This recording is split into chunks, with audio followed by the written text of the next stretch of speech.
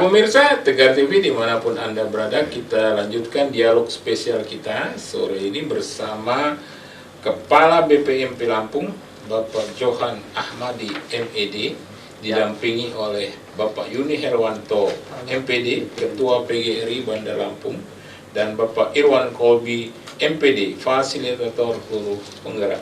Banyak hal yang sudah disampaikan ketiga praktisi pendidikan, dan kita saat ini berada di sesi ketiga. Pak Yuni, ini tadi kita terputus soal ya artinya termasuk juga kesejahteraan guru supaya lebih fokus kepada bidang pendidikan. Ini gimana ya Pak Yuni? Ya, terima kasih. Jadi memang salah satu tugas PGRI itu menjembatani atau menampung aspirasi bagaimana caranya supaya guru ini dalam hal dia mentransfer pendidikan, betul, ya, betul, dia secara tulus ikhlas memberikan transfer ilmu dengan tidak memikirkan nanti di belakang konsentrasi terganggu karena perekonomian dan lain sebagainya. Betul, betul. Sehingga dia lebih fokus ya mendidik siswanya ya. Ya betul. Apalagi sekarang ini kan dalam mendidik anak itu kita tidak boleh seperti zaman-zaman kita dulu. Kalau dulu mungkin istilahnya anak tidak bisa perkalian, guru wajib memukul tangannya misalnya. Sekarang kan kalau kita berani menyentuh tubuh anak saja, nah ini nanti banyak sekali ya katakanlah pengaduan-pengaduan yang misalnya perlindungan anak lah, yang asusila lah, segala macam. Karena itu dalam hal ini bagaimana caranya PGRI ini supaya guru itu terlindungi dalam memberikan pelajaran. Jadi tidak istilahnya ketakutan nanti kalau anaknya ini dimarah, anak lapor ke orang tuanya, oh saya dituding-tuding dulu sehingga saya merasa shock. Nah, orang tuanya yang temperamen masuk ke sekolah, gurunya yang dieksekusi sendiri tanpa musyawarah. Akhirnya guru bersifat apatis, ya sudah kalau gitu. Anaknya yang penting anak nggak naik meja aja lah kira-kira. Pak Irwan Kolbi, ini menarik apa yang disampaikan Pak Yuni Herwanto terkait supaya guru tuh fokus kesejahteraan. Ini gimana dengan sekolah penggerak ini? Silakan. Baik, pemirsa Tegar TV, sesuai dengan tema pembicaraan kita pada sore hari ini, meningkatkan kompetensi guru, ya, karena meningkatkan mutu pendidikan. Nah, ini khusus kita pada saat ini dengan berubahnya kurikulum, kita jangan alergi terhadap perubahan. Kurikulum memang harus berubah. Jangan kalau ada perubahan ganti menteri, ganti kurikulum. Memang harus diganti mengikuti perkembangan saatnya. Betul. Dan kekinian disesuaikan dengan saat ini. Jangan kurikulum yang lama ada, sekarang kita zaman modern itu. Nah, kalau kita tahu Pak Johan tadi harus update juga. Ya, harus update juga kita. Nah, makanya jangan alergi terhadap perubahan. Itu memang harus berubah. Minimal 10 tahun itu harus juga berubah. Mengikuti perkembangan. Nah, sekarang dengan Merdeka Belajar ini bukan berarti dalam kelas itu merdeka anak itu. Selama ini kita kan belum merdeka, bukan. Tapi kita memerdeka pendidikan yang merdeka itu tadi kita menggali ya potensi anak itu ya sesuai dengan kemampuan dia. Bahwasanya di dalam satu kelas itu jangan kita memaksakan anak pintar olahraga semua.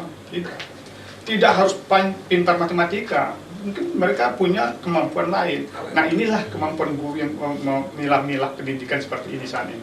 Ada namanya pendidikan berdiferensiasi. Jadi kita adakan tes holistik dulu, Pak. Jadi kita dari awal tuh kita lihat dulu gaya belajar anak itu. Jadi di awal tahun kita lihat dulu gaya belajar maunya seperti apa anak ini. Nah, itu yang bervariasi. Bukan berarti satu anak kita ajar begini, bukan. Tapi dalam satu kelas itu kemampuan anak itu dia punya potensi anak ini punya gaya belajar visual, kinestetika gitu. Nah, itu pelakuan itu yang perlu kita siasati pada saat ini. Jadi di guru penggerak itu kita fokus meningkatkan pendidikannya, pendidikan guru ini. Bahwasanya sekali lagi kita akan menuntun anak ini, yang menuntun anak ini. Nah, kemudian supaya ini bisa berjalan, kita contohkan budaya-budaya positif. Kayak anak ini budaya positif. Jika anak terlambat datang, anak tidak seragam, jangan langsung dihukum. Sekarang tidak boleh hukuman. Nah ini yang kami lakukan sekarang ini. Kita punya konsekuensi namanya Pak. Jadi di sekolah itu harus punya pertama kesepakatan sekolah. Itu kesepakatan antara pihak sekolah dengan orang tua dan siswanya. Nah, lalu kalau sudah ada kesepakatan, ada konsekuensi. Jangan kita sekali-kali sekarang ini ya anak terlambat langsung marah-marah, maki-maki. Padahal kadang-kadang kita harus kita tahu dulu apa, selidiki dulu apa masalahnya. Nah ini yang perlu ditingkatkan saat ini. Jadi budaya positif seperti ini yang kami gali di guru penggerak itu Pak. Nah, jadi tidak ada hukuman, tapi adanya hanya konsekuensi. Kalau dia terlambat, konsekuensinya ini. Tapi udah tahu dia. Nah dia kalau tidak berseragam anak itu, tidak perlu kita suruh pulang, diusir, jangan. Mungkin ada alasan yang kuat gitu. Yang tersembunyi di belakang itu kita harus gali itu.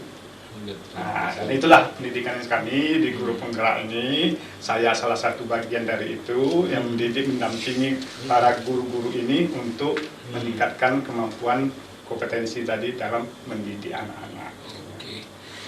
Iya, Pak Irwan Koli, terima kasih nih. Pak Johan, ini sebelum kita berakhir di sesi ketiga nih, ada waktu juga nih Pak Johan ini. Program BPMP karena kalau dilihat dari soal kompleksitas masalah guru, baik menjamin kualitas dan sebagainya, ini gimana? Apa program atau apa yang harus dilakukan? Silakan. Ya, dari seiring dengan kebijakan dari Kementerian Pendidikan kita, ya, memang ada beberapa irisan yang sama antara BPMP dengan BGP nih. Ada irisan tugas yang sama. Ya, antara lain misalnya bagaimana ya kita melakukan rekrutmen terhadap kepala sekolah penggerak ya. Ini sama-sama, akhirnya kita lakukan bersama. Ya, mengawal bersama-sama untuk bisa menentukan ya, memberikan advokasi kepada Pemda untuk memilih ya kepala sekolah penggerak yang memang ya diharapkan itu ya bisa mampu menggerakkan sekolahnya dengan manajerial ya, dengan kepemimpinannya ya, dengan melalui proses seleksi pusat dan pemerintah daerah. Nah itu. Yang kedua juga bagaimana juga mengoptimalisasikan guru-guru penggerak yang ada di wilayah kabupaten-kabupaten ini.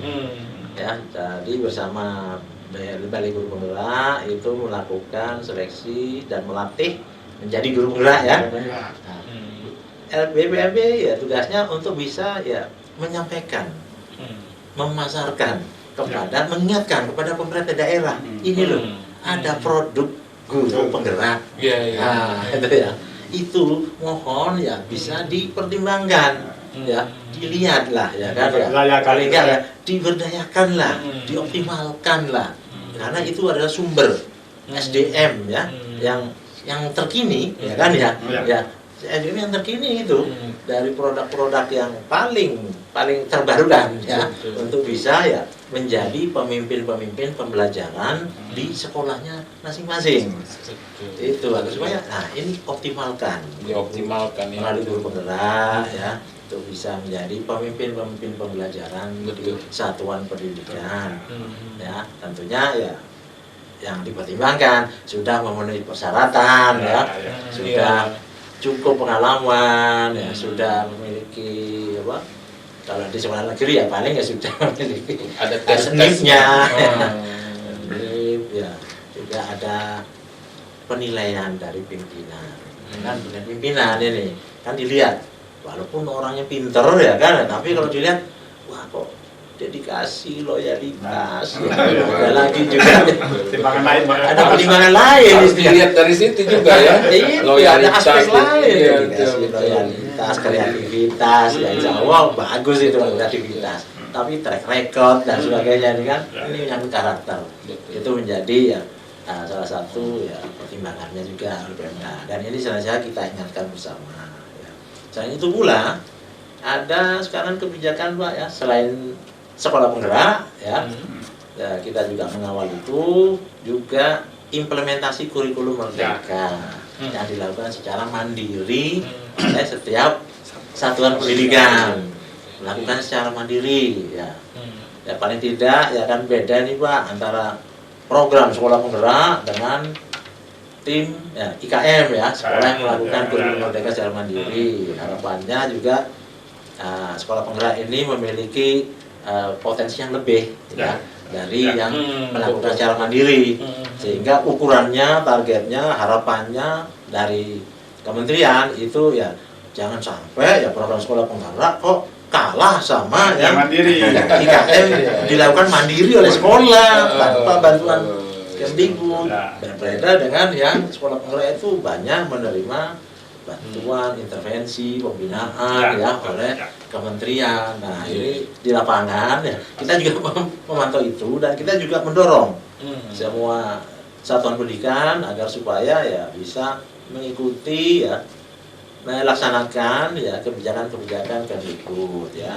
Bagaimana juga proses perencanaan berbasis data ya, bagaimana raport pendidikannya bisa dibaca, bisa dieksplor oleh satuan pendidikan dan juga dinas pendidikan ya. Ini tugas-tugas kita yang perlu ya kita kawal ya, kita dampingi, bahkan kita melakukan bintek terhadap itu ya, untuk ya supaya ya kita di pemerintah daerah dan satuan pendidikannya itu mereka memiliki ya persamaan persepsi ya, persamaan persepsi dengan implementasi kebijakan tadi. Jadi kalau sama persepsinya ya diharapkan ya target-target secara nasional itu insya Allah dapat tercapai gitu. Tapi kalau persepsinya beda, itu kan mungkin tadi ada sesuatu informasi yang tidak nyampe kan Pak? Tidak nyampe di bawah. Nah ini loh tugas kami itu mendorong agar supaya sampai nih informasinya sampai semua, supaya persepsinya sama, sehingga melaksanakan kebijakannya bersama-sama. Ya, menarik. Mendorong itu. Ya.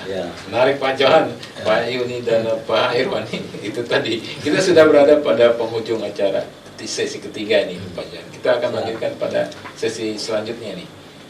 Ya pemirsa Tegar TV dimanapun Anda berada, dialog spesial kita ini tak terasa waktu juga ini. Tampaknya harus diperpanjang waktu kita 1 jam ini ya. Pak Johan, Pak Yuni. Mungkin di lain waktu ya Pak Irwan ya. Ya pemirsa jangan kemana-mana, kita akan lanjutkan dialog spesial kita pada sesi selanjutnya. Tetap di Tegar TV.